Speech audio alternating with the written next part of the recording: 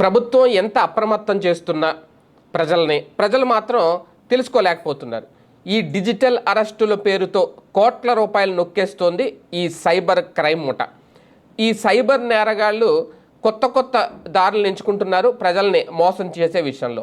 వాళ్ళ వలలో పడద్దు అని చెప్పి ఎంత అప్రమత్తం చేస్తున్నా సరే ప్రజలు పట్టించుకోకపోవడం, అధికారుల ప్రయత్నాలన్నీ వైఫల్యం అవుతున్నాయి. ఒక రకంగా ఇప్పుడు తాజాగా కొంతమంది ఇప్పుడు ఆంధ్రప్రదేశ్లోనే తిరుపతికి సంబంధించి ఎంత ఈజీగా బుర్డీ కొట్టించారు అంటే, వాళ్ళు ఫోన్ చేశారట, మేము ఢిల్లీ నుంచి మాట్లాడుతున్నాం సిబిఐ అధికారులు అని చెప్పి 200 కోట్ల రూపాయల మనీ లాండరింగ్ జరిగింది, అందుకని మిమ్మల్ని అరెస్ట్ చేస్తున్నాం అంటూ తిరుపతి జిల్లా ఇన్ఛార్జ్, తిరుపతి జిల్లాకు సంబంధించి వెస్ట్ పోలీస్ స్టేషన్ పరిధిలో ఒక 65 ఏళ్ల వృద్ధురాల్ని వాట్సాప్ ద్వారా ఒక వీడియో కాల్ చేసి బెదిరించారు. ఆమె నిజం అనుకుని నమ్మేసింది సిబిఐ అధికారిని అనేసరి. ఎందుకంటే వీడియో కాల్లో ఎదరు మనిషి కనిపిస్తారు, ఫోన్ చేసి మాట్లాడడం వేరు, డైరెక్ట్గా కనిపించడం వేరు. అందులోకి వాళ్ళు సిబిఐ అధికారి అని చెప్పడం అన్నీ చూపిస్తారు.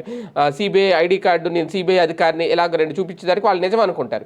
దీంతో 200 కోట్ల రూపాయల మనీ లాండరింగ్ జరిగింది, అందుకు సంబంధించి మీ వివరాల కోసం ఫోన్ చేశామని నమ్మించడం.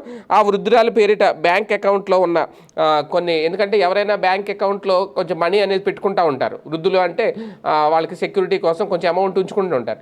అది అనాధికారిక మనీ అనేటప్పటికి వాళ్ళు భయపడతారు. అయితే పైగా ఇక్కడ ఇంకొక విషయం కూడా, ఆ బ్యాంక్ అకౌంట్లో ఆవిడ అకౌంట్లో ఎంత సొమ్ము ఉంది అనేది సైబర్ నేరగాళ్ళకి ఎలా తెలిసింది అనేది కూడా ఇక్కడ ఒక పాయింట్. అలాగే అకౌంట్లో డబ్బులు ఉన్న వాళ్ళనే టార్గెట్ చేస్తున్నారు. అలాంటి వాళ్ళని టార్గెట్ చేసే ఈ డిజిటల్ అరెస్ట్ పేరుతో భయపెడుతున్నారు. ఈవిని కూడా అలాగే భయపెట్టారు. ఇమీడియట్గా తన ఖాతాలో ఉన్న 2.5 కోట్ల రూపాయలు ఒక అకౌంట్లో వేయమని చెప్పారు. ఆవిడ వెంటనే వేసేసింది భయపడి. వేస్తే కనుక ఈ 200 కోట్ల రూపాయల మనీ లాండరింగ్ స్కామ్ నుంచి నిన్ను బయటపడేస్తాం అంటూ ఎప్పుడైతే బెదిరించారో వీళ్ళు ఇమీడియట్గా ఆ అమౌంట్ను ట్రాన్స్ఫర్ చేసింది. కట్ చేస్తే తర్వాత మళ్ళీ ఇంకా ఆ నెంబర్ నుంచి కాలు లేదు, ఎటువంటి రెస్పాండ్ లేదు.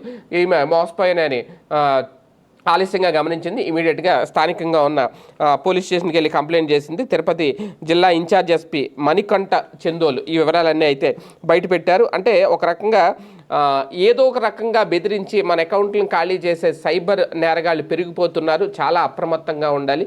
ఇది ఎంతగా చెప్తున్నా సరే ప్రజలు కూడా పట్టించుకోకపోవడం, ఈజీగా వాళ్ళ బుట్టలో పడిపోవడం కూడా వాళ్ళకు ఒక వరంగా మారుతుంది ఈ సైబర్ నేరగాళ్ళకి. ప్రజలే అప్రమత్తంగా ఉండాలి, ప్రజలే వాళ్ళని కట్టడి చేయాలి. అలాంటివి జరిగినప్పుడు ఇమీడియట్గా వేరే ఫోన్ నుంచో వాళ్ళని లైన్లో పెట్టి స్థానికంగా ఉన్న పోలీసులకి ఎవరికైనా కంప్లైంట్ చేస్తే ఆ కాల్ ఎక్కడి నుంచి వచ్చింది ఏంటనేది ట్రేస్ చేయడం కూడా చాలా ఈజీ అవుతుంది. ఇమీడియట్గా వాళ్ళని పట్టుకునే అవకాశం కూడా ఉంటుంది.